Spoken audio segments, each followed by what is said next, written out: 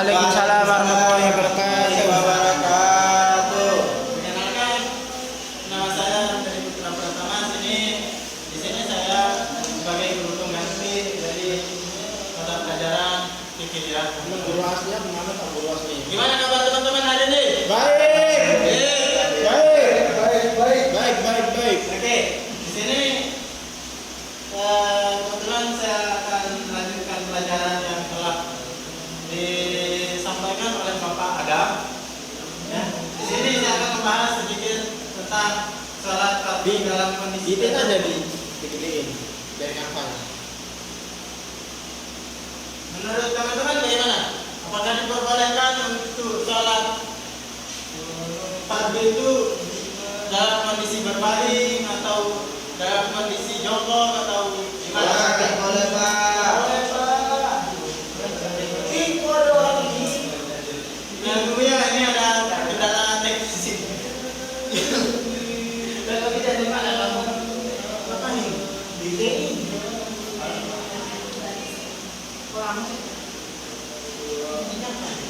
Ya, di sini.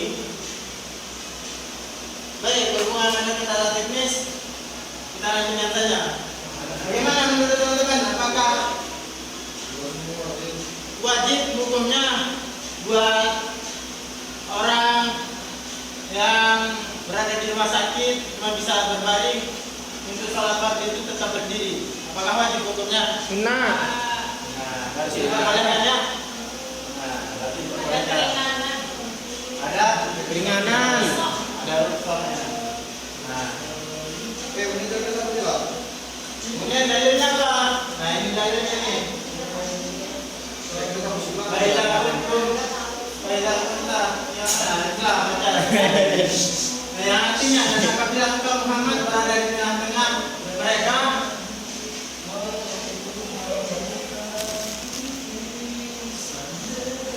lalu engkau hendak melaksanakan sholat bersama-sama mereka, maka hendaklah segolongan dari mereka berdiri sholat.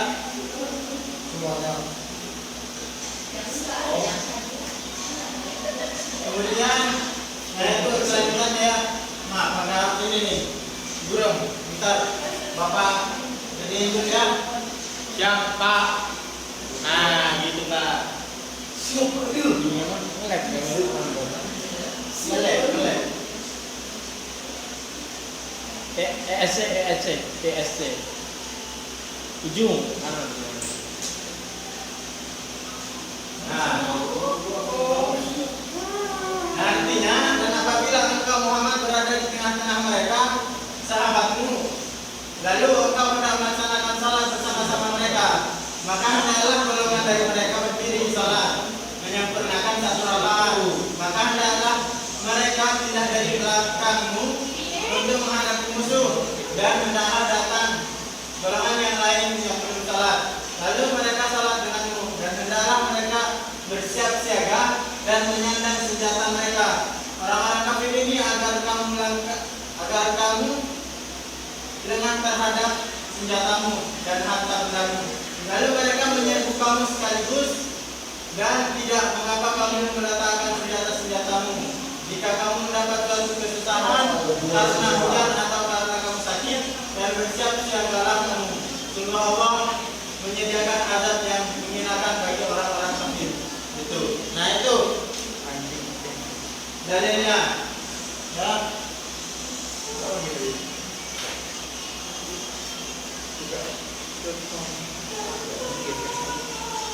Apa tuh? Sholat apa tuh? Apa tulisannya? Yang pertama itu adalah sholat khauf. Sholat khauf itu merupakan salah satu yang dilaksanakan di tengah munculnya kekhawatiran atau ketakutan. Pada masa Nabi SAW, sholat khauf dilaksanakan di tengah kecamuknya pertempuran melawan orang kafir. Beliau bersama sahabat melaksanakan sholat khauf karena sebab adanya perasaan khawatir dan takut serangan mendadak dari pihak musuh. Begitu. Dan Suara. agar saat di kendaraan disenangkan menghadap kiblat pada waktu dan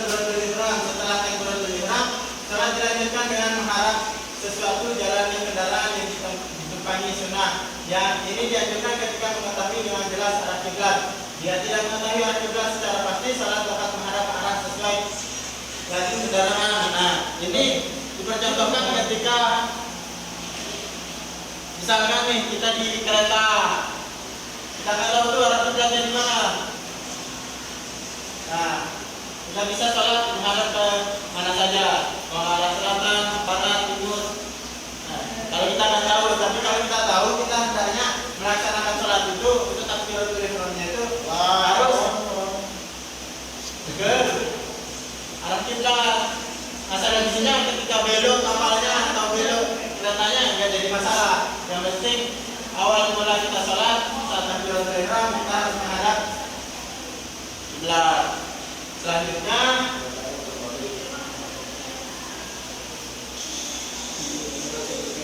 nah ini dalilnya nih.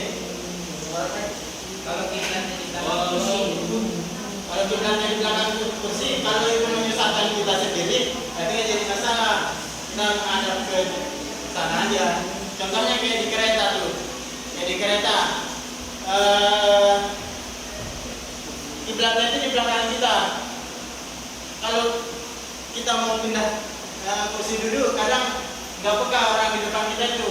Nah maka dianjurkan ya sholat aja.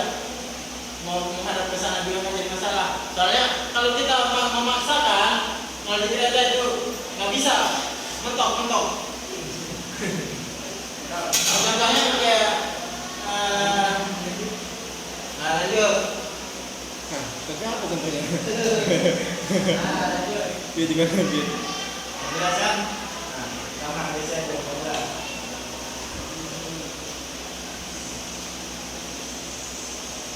Nah ini kan contoh jamak kosor.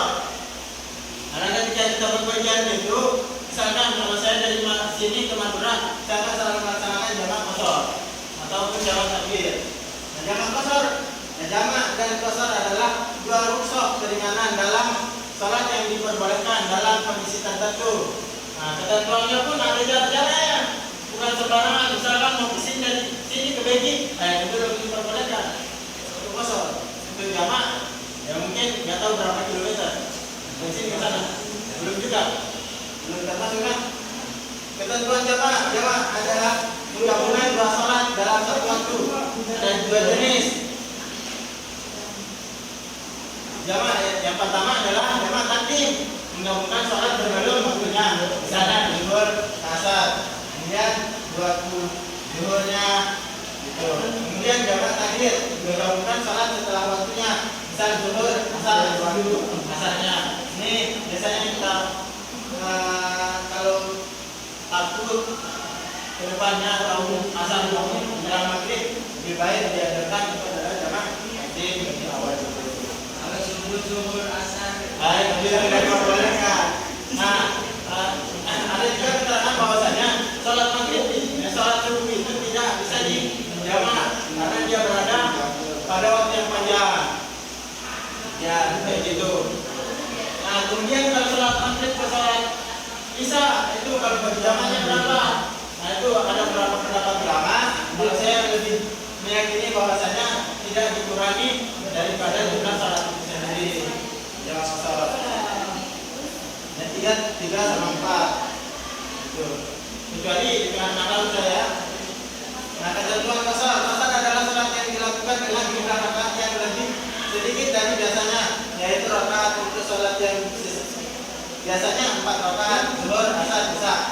Salat jamak dan qasar, satu musafir, syaratnya itu musafir. Kalau dari sini kalau nggak bisa jamak qasar. Musafir orang yang melakukan perjalanan jauh minimal 89 km. Di berapa meter? Kilometer kalau Ki? Ini. Sama pulau lagi ini anak satu ini. Dari sini ke Lampung berapa kilometer? 200, 600, 600. 600 ya. 600. Nggak bisa kosong ini. Pas dua ya. Pasal sebelah dan latihan ya kan. Gurunya gitu, gurunya gitu. Pokoknya dua ya. Zuhur 2, asar 2. Maghrib kan bisa dapat kan? Nggak bisa. Karena waktunya berada jadi. Kasih aja mau dibikin lagi. Sama halnya dengan pendapat ulama di mazhab Hambali, ibaratkan salat subuh mau dikurangi jadi satu, masih tidak boleh. Sudah ringan 2 rakaat. Tapi saya punya teman dia sholat maghrib di sholat isya. Nah, enggak apa-apa. Ada ketentuannya, Pak.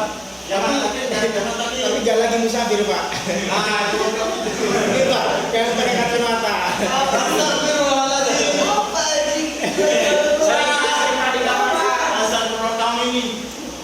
Isya. Kalau dia suka naik gunung dan tidak sholat.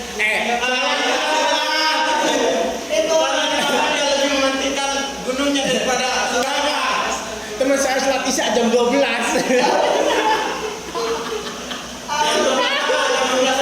Malam.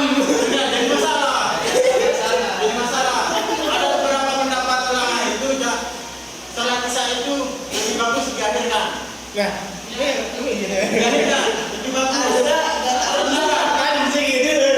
Ya kan kayak bagus tepat waktu. Kalau di gunung salat itu wajib punya meskipun di gunungnya. Saya sholat. Nggak sholat. Sholat. Bohong Pak, bohong. Nah, itu kemudian ada yang kedua, cara jamak dan qasar ini. Jamak qasar. Niat untuk melakukan jamak atau qasar sebelum sholat. Kemudian waktu jamak takdim dilakukan sebelum waktu sholat kedua, sedangkan jamak takdim dilakukan setelah waktu pertama. Kemudian ini dalil-dalilnya. Ya. Ini dalilnya ini bisa dilihat. Ya.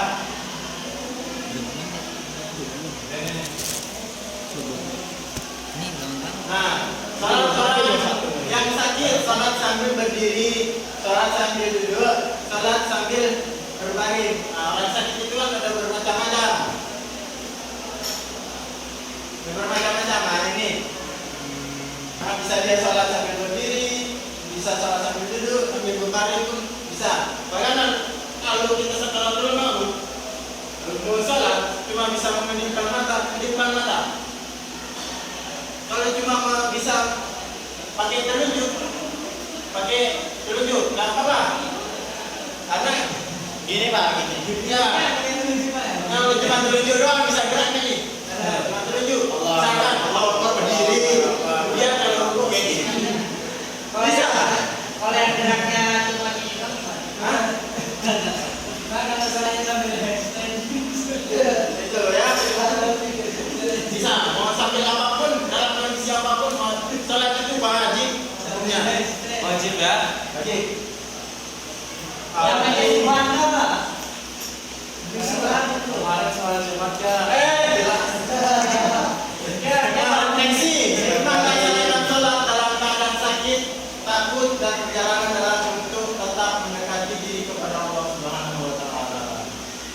Mendapatkan ketenangan dan memperkuat iman, sholat juga menjadi sarana untuk memohon kesembuhan, perlindungan dan kehidupan dalam menghadapi tantangan.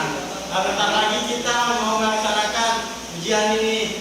Nah, perbanyak sholat, perbanyak berdoa, perbanyak zikir supaya dipermudah.